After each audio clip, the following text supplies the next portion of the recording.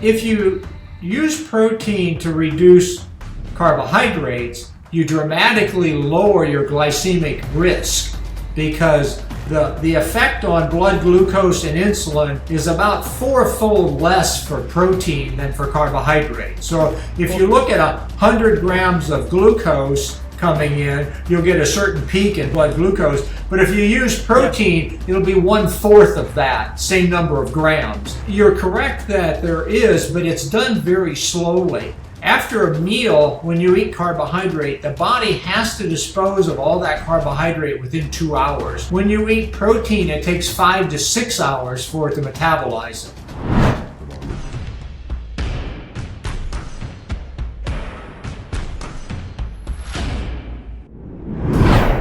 So sir, I will ask straight away the $1,000,000 question, the elephant in the room. How much protein do we require?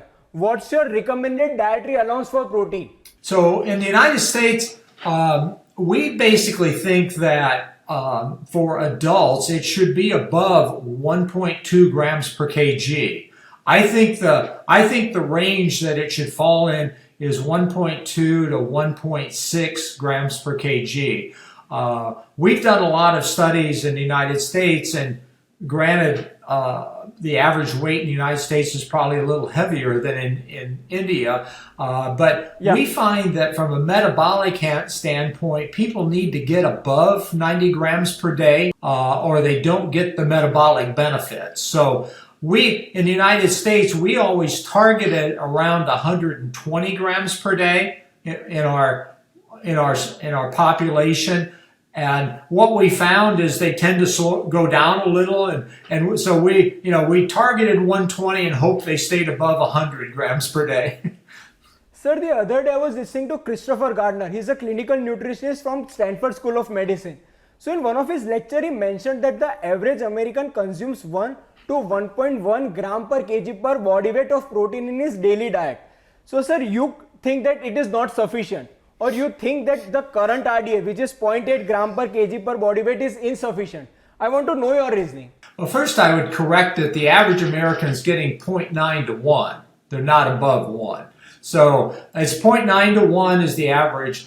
0.8 is a minimum, and it's a minimum derived for what we call short-term nitrogen balance studies. So if you're looking to just sort of demonstrate a deficiency, no one in the United States is demonstrating malnutrition. We don't have kwashiorkor or marasmus. We don't have those kinds of issues. But one of the things that we also understand is that every amino acid, so protein is made up of amino acids, and there are 20 of these amino acids that make up protein. Protein, actually, we have no requirement for protein. What we have is a requirement for amino acids. And I always use the example of, saying we have a requirement for protein is like saying we have a requirement for a vitamin pill. We don't actually require a pill. We require the 14 vitamins inside of it. And with protein, we don't actually require protein. That never gets into the body. We actually require the 20 amino acids, and particularly the 9. And what we know now is that every one of those amino acids has a metabolic role beyond a building block for new protein, protein synthesis. So tryptophan is a precursor for a neurotransmitter called serotonin. Helps you with sleep and mood. Phenylalanine's a precursor for a neurotransmitter known as dopamine, which helps with memory. Leucine is a precursor for a signaling element for mTOR, which regulates protein synthesis. Methionine regulates your DNA, and on and on.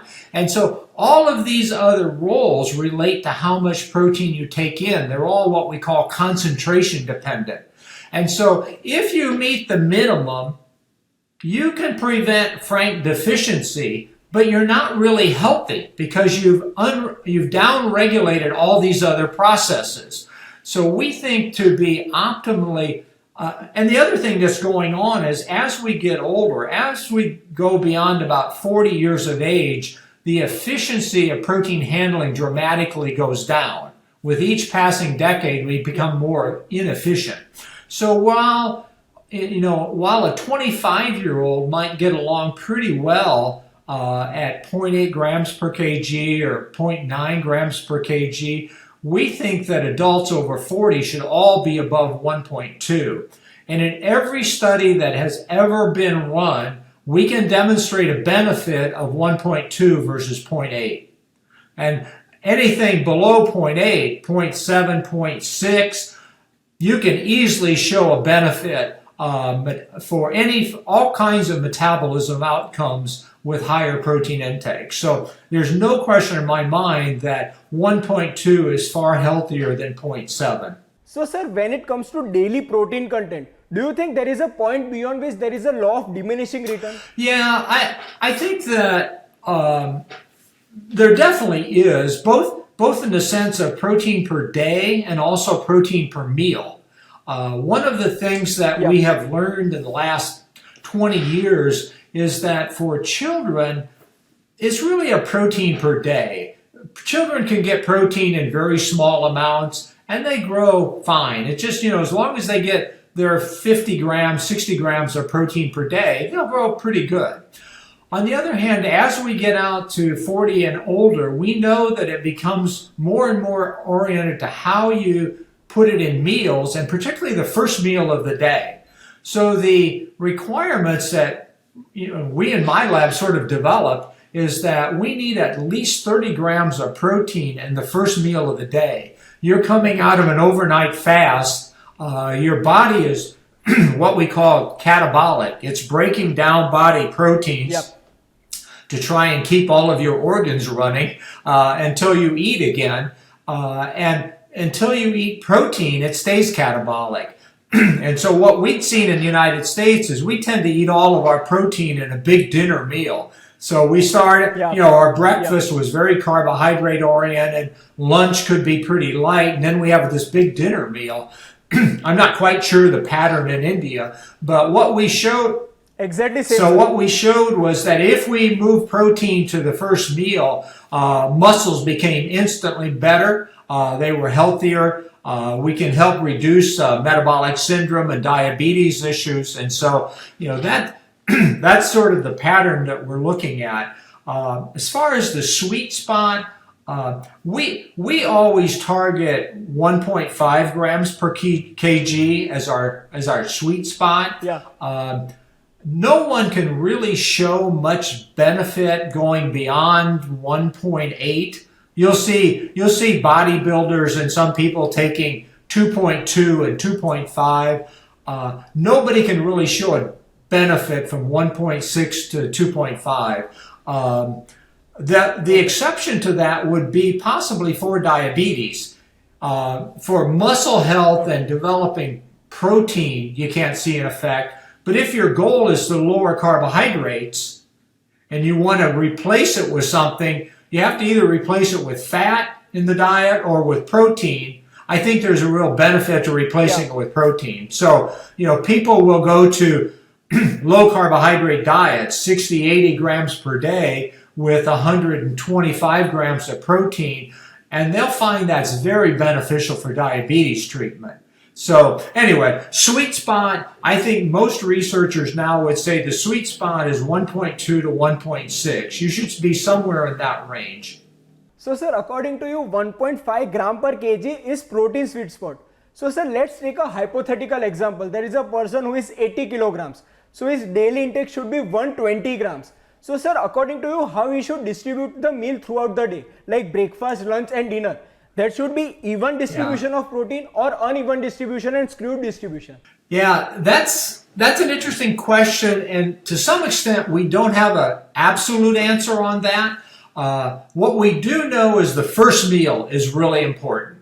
And so I always start that conversation saying you should have somewhere between, depending on what kind of food you're eating, you should have somewhere between 30 and 50 grams at breakfast. If it's a pure protein like a whey protein, 30 is fine. If it's a mixed meal where you have fiber and fat and it's slower digestion, you should be 40, 45. Okay, so there's 40 of those grams. There's also a lot of data that you should have a large meal sometime during the day. And again, in the United States, and I think that in India, we're sort of used to having that at evening. So I sort of use those two meals, a 40, 45 gram breakfast and a 40, 50, 55 gram dinner.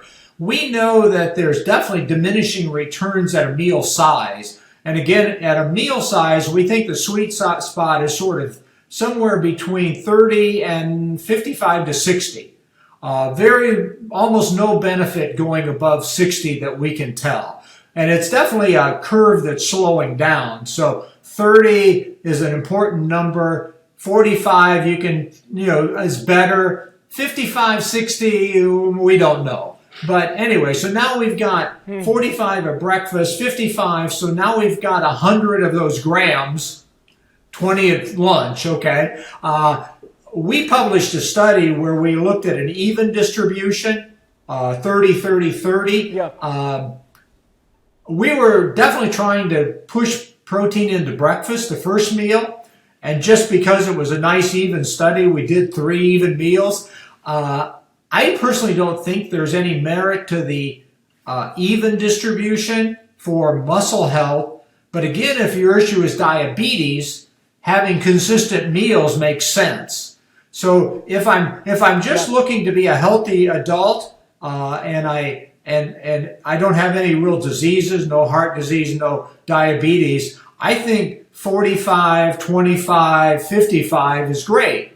If I have a problem with diabetes, I would probably go 40, 40, 40 and keep my carbohydrates kind of 1-to-1, so everything stays very consistent. So again, the answer is a little different depending on your metabolic situation. But first meal, from a muscle health standpoint, first meal and last meal, I think are really critical. Sir, I'm really curious to know that what happens when someone consumes a high protein meal, like say 70 or 80 gram in one sitting.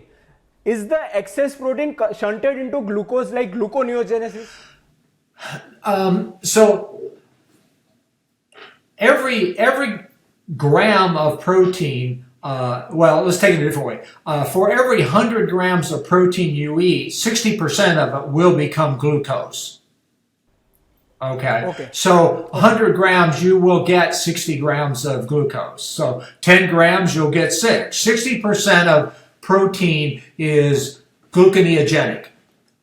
It is glycolytic, okay? And about 20% is ketogenic, and the rest is kind of lost, actually. We don't metabolize it very well. So the issue is, if you use protein to reduce carbohydrates, you dramatically lower your glycemic risk, because the effect on blood glucose and insulin is about 4-fold less for protein than for carbohydrates. So if you look at 100 grams of glucose coming in, you'll get a certain peak in blood glucose. But if you use protein, it'll be 1/4 of that, same number of grams. So you're correct that there is, but it's done very slowly. After a meal, when you eat carbohydrate, the body has to dispose of all that carbohydrate within 2 hours. When you eat protein, it takes 5 to 6 hours for it to metabolize it. Which is another reason we don't know that lunch is as important. If you have a breakfast at 7 in the morning, you still have amino acids in the blood at lunchtime, at noon, at 12 o'clock. So there just hasn't been a lot of research as to the importance of the middle meal, other than glycemic regulation. So anyway,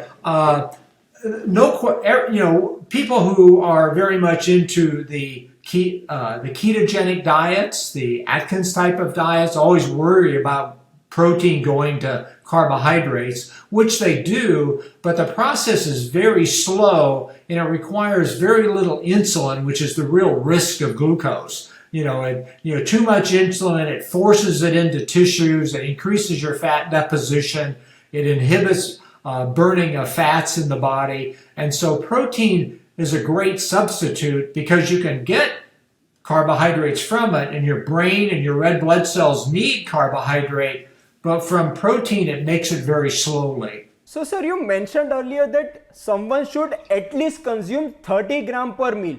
So what happens if he doesn't consume that? What happens, let's say he consume 15 gram or 20 gram per meal? Will he not avail the benefits?